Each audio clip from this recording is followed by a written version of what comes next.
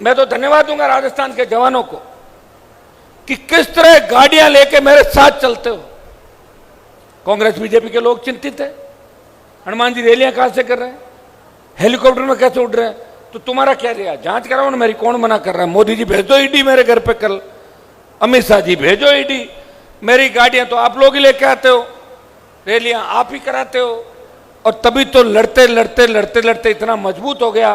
और आपने भी एक बात हमेशा कही, हनुमान जी थकना मत, रुकना मत, लड़ना है, हम सत्ता के करीब हैं। सेमीफाइनल हमने जरूर लड़े राजस्थान के अंदर, लेकिन फाइनल मुकाबले तक कोई किसान नेता फाइनल मुकाबले तक राजस्थान की राजनीतिक लड़ाई के अंदर नहीं पहुंचा।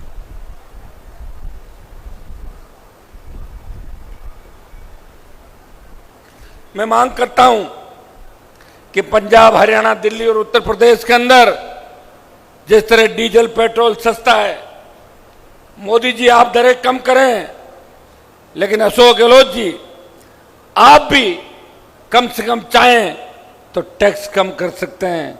8 से 10 रुपए की राहत इस राजस्थान की जनता को पेट्रोल डीजल के माध्यम से दे सकते हैं। टोल मुक्त देश और प्रदेश की बात किसी ने करी तो राष्ट्रीय लोकतांत्रिक पार्टी का जन्म जब हुआ था तब किसान की कर्ज माफी, फ्री बिजली, टोल मुक्त राजस्थान, मजबूत लोकायोग, बेरोजगारों को रोजगार, बेमुक्त भ्रष्टाचार मुक्त राजस्थान की बात करी। मैं गहलोत सरकार से मांग करता हूं कि पूर्ववर्ती सरकार ने हमारे दबाव के अंदर स्टेट हाईवे टोल फ्री किए थे।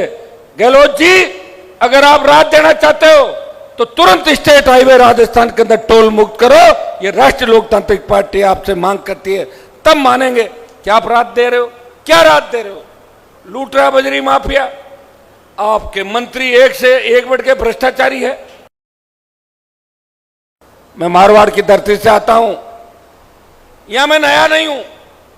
जब मैं राजस्थान विश्वविद्यालय के अंदर राजनीति करता था तो हनुमानगढ़ गंगानगर के किसान के बेटे, जिनमें कई छोटे भाई मंच पे बैठे हैं, कई सामने बैठे हैं, हमेशा पुरजोर तरीके से उस कॉलेज विश्वविद्यालय के जमाने के अंदर हनुमान बेनीवाल को पूरी ताकत देके, ऊर्जा देके विश्वविद्यालय के सबसे बड़े पद पे बिठाया था। आप दोनों जिलों का, हनुमानगढ़, गंगानगर और शेखावाटी का बहुत बड़ा ऋण मेरे ऊपर है। और मैं विश्वास दिलाता हूं कि हनुमान बेनीवाल आपको सत्ता के शिखर पर लेके जाएगा, आपको सिंहासन का रास्ता दिखाएगा।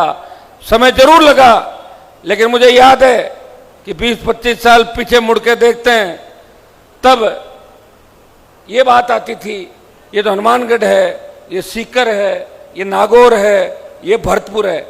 इस बात को अगर खत्म किसी ने किया, नौजवानों ने किया। सोशल मीडिया की बहुत बड़ी देन है, और नौजवानों ने एक क्रांति के माध्यम से ये काम कर दिया।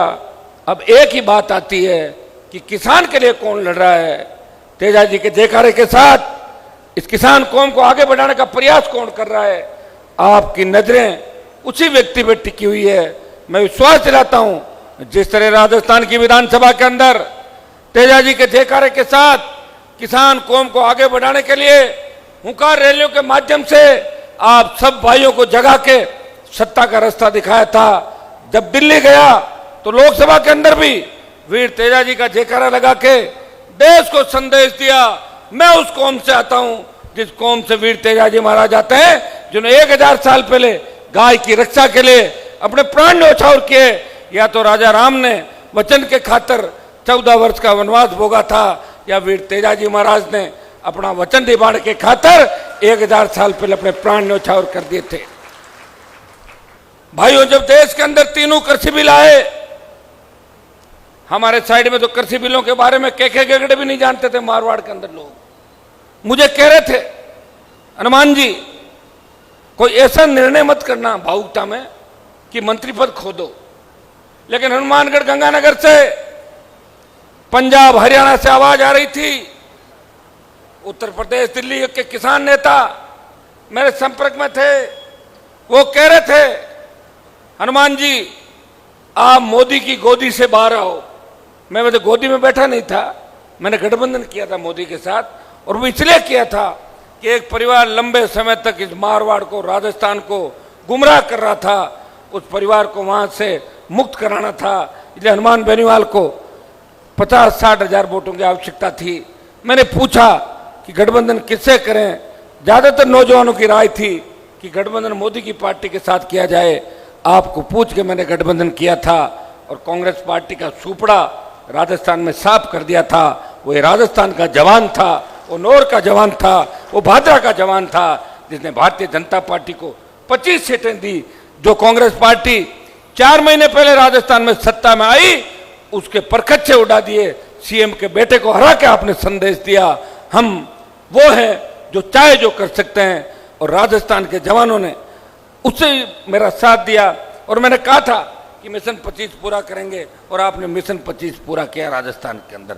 वो मिशन 25 आरएलपी के नौजवानों की ताकत और जोश और उत्साह से पूरा हुआ था। तीनों कृषि बिलों के बाद जब किसान नेताओं ने बात करी, मैंने किसी ने नहीं पूछा।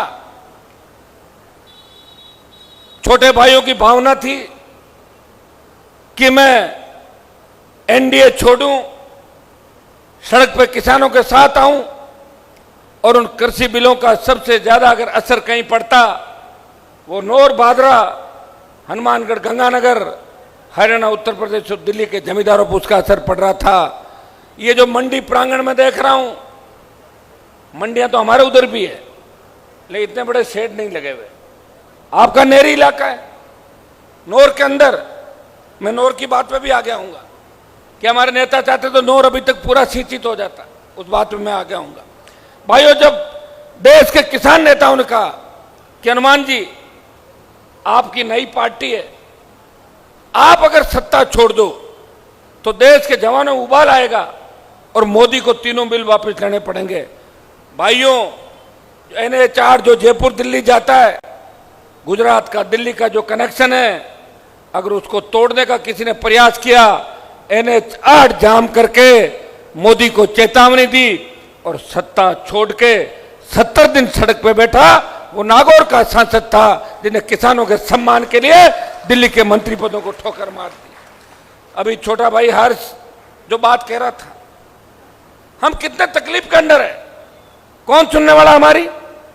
हमारी पहलवान बेटियां जंतर मंतर पे न्याय के लिए लंबा आंदोलन कर रही, लंबे समय से। मेरे पास टेलीफोन आया कि कोई नहीं आ रहा है।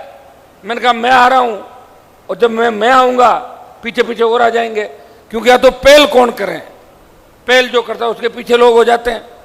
भाइयों, जंतर मंतर पे उस बाहुबली के खिलाफ लड़ाई लड़ रही उन कौम की बेटियों को और बेटों को न्याय दिलाने के लिए अगर देश का पहला चुनाव हुआ कोई सांसद गया, वो नागौर का सांसद था जिसने जंतर मंतर पर जाके उस बाहुबली को चुनौती दी और बीजेपी की दिल्ली की सरकार को चुनौती दी।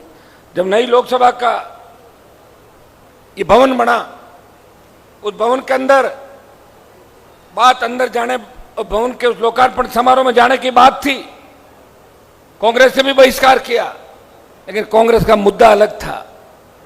कुछ दलों ने वहां जाने की बात करी, कुछ दलों ने बहिष्कार की बात करी। पहलवान बेटियों के सम्मान के अंदर अगर लोकसभा के नए भवन के उद्घाटन कार्यक्रम का बहिष्कार किया, वो देश का एकमात्र सांसद था, वो नागौर का सांसद था जिसने अपनी बहन बेटियों की इज्जत के खातिर उस कार्यक्रम का बहिष्कार किया। भाइयों, जब देश के अंदर अग्निपथ आया, सेना को ठेके पे दे दिया, पूरे देश के जवानों ने मुझे सोशल मीडिया के माध्यम से व्यक्तिगत रूप से मिलकर दिल्ली में सेना भर्ती रैलियों को लेकर लंबे समय तक आंदोलित देश के अलग अलग प्रांतों के किसान के बेटों ने कहा, हनुमान जी आप एकमात्र उम्मीद हो, आप इस मामले को उठाओ। भाइयों, मुझे पता था कि मामला बहुत बड़ा है, लेकिन विपक्ष मेरे साथ होगा। लेकिन जिस दिन मैंने अग्निपथ का मामला उठाया और अग्निपथ वापस लो इसकी तख्तियां लेके लोकसभा के अंदर गया, मेरा साथ किसी पार्टी ने नहीं दिया। एक किसान का बेटा आपके सम्मान की लड़ाई लड़ रहा था, एक किसान का बेटा उस जाट रेजिमेंट के इतिहास को खत्म करने की जहां बात चल रही थी, उस सिख रेजिमेंट के इतिहास को खत्म करने की बात चल रही थी, उस गोरखा, मद्रासी और राजपुताना राइफल और आसाम राइफल को खत्म करने की बात चल रही थी, सेना के इतिहास को खत्म करने की बात चली, उसका विरोध अगर किसी ने किया तो नागौर के सांसद ने किया। जोधपुर में 2 लाख जवानों की रैली करके प्रधानमंत्री को चेतावनी दी, प्रधानमंत्री जी ये शुरुआत है, वापस दिल्ली घेर लेंगे और हम दिल्ली घेरेंगे और आपको वापस अग्निपथ लेना पड़ेगा।